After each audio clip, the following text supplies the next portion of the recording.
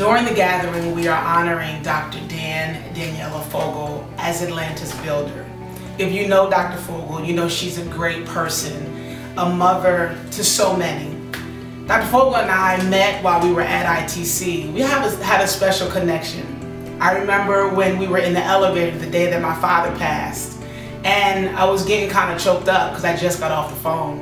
And I saw Dr. Foggle in the elevator, and I just started crying. And she said, "Baby, why are you crying?" I said, "Well, I just found out that my father passed." And she said, "Oh, baby, it's all right. Everything's going to be all right." And ever since then, I began to develop a relationship with Dr. Foggle that was long-lasting even after I left ITC. Actually, both Pastor Stokes and Dr. Foggle are one of the mentors of the ministry and my personal mentors. But more than mentors, they're friends. Dr. Foggle, I remember when we would sit at Food for Life and just talk about the gathering and what we wanted it to be. So she means a lot to this ministry, not just for the impact that she's made in Atlanta while working with Ray of Hope, City of Hope, ITC, just to name a few. She's not only my mentor, but a friend. So we wanted to honor you at the gathering or as Atlanta's builder. I love you, we love you, and we can't wait to see what's in store for you. I'm Daniela Perkins Foggle from Atlanta, Georgia. I do see myself as a builder just in general, actually. And I say that because when I think about how I interact and interface with people, I'm a people builder because I really feel that part of my call is to exhort, to encourage.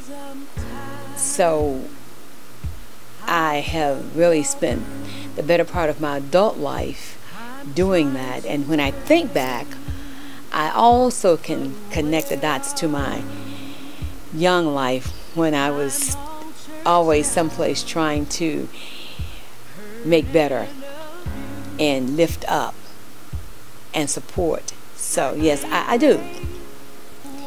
In the lives of folk, in the lives of people, I do see myself as a builder, which really is a little bit surprising, but I had to entertain this thought when I was doing my doctoral studies.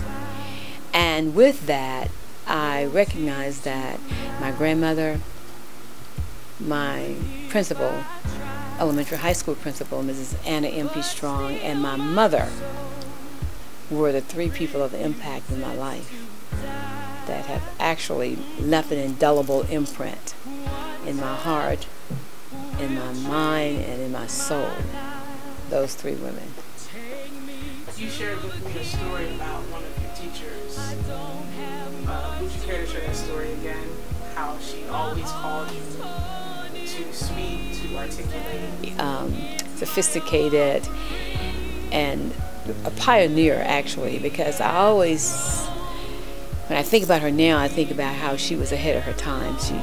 But the thing that she brought to my life at that moment in my childhood was possibility thinking. Being a child who grew up in a rural community, I'm sure life could have been very dismal, but mine wasn't. It was filled with expectation, it was filled with hope, with vision, and I must say that part of this was due to Mrs. Strong's vision for us as a people, I mean, her school community. But she would always call me when important people come down from the State Department or any persons that she thought that needed someone to represent the student body. She would call on me and to have me come in and speak and whatever. And I do remember this particular time when she called me to come before her senior class. Her senior class was an English class, and I think she'd gotten a little bit miffed with them because they weren't really on point with their lesson. So she would call me, who was a ninth grader, in to just kind of help them to see that they really should have been much further along. So she handed me this book and told me to read, and so I did, and she applauded me for the inflection and so forth and so on. And then one student said, of course they were really not happy with me, the seniors weren't. One student looked and said, well, you know, it's one thing to be able to read, but it's another thing to be able to really comprehend what you read. So Mrs. Strong looked at me, she said, explain it, Danella, explain what you just read. And I thought, oh my God. But at any rate, I set out to do that. And then once I stopped, another student said, well, ask some kind of question. And then I replied. I looked, I said, well, the thought that I was trying to convey. And when I said that, Mrs. Strong said, convey. Did you hear that? The word convey. And she excused me, and then she lit into them. So I was free at last. Church yesterday takes me back to the village. I grew up I'm a child of the village, because church was really one of the three parts of a triad that really had a great impact in my life as a child. The church, the school, and the home all work together basically in unison. And so I belong to the community. Anybody in the community, most elders could correct you, they could teach you, they would report you to your parents. It was just but church church was another place where I really was nurtured to my gifts. I did so much speaking and going to conventions and welcoming folk and the whole 9 yards. I mean, church was a place where I was made to feel important. I was valued, actually. That is a better word. I was valued. And so church for me yesterday was a very significant part of my upbringing, and has helped to shape my life in a way that I really is indescribable, actually. Church today is too disconnected. It's disconnected from the whole. I don't see it as being, I think church today stands too far away from the people, the circumstances, the home. See, the church, I don't see the church as being a part of a triad any longer.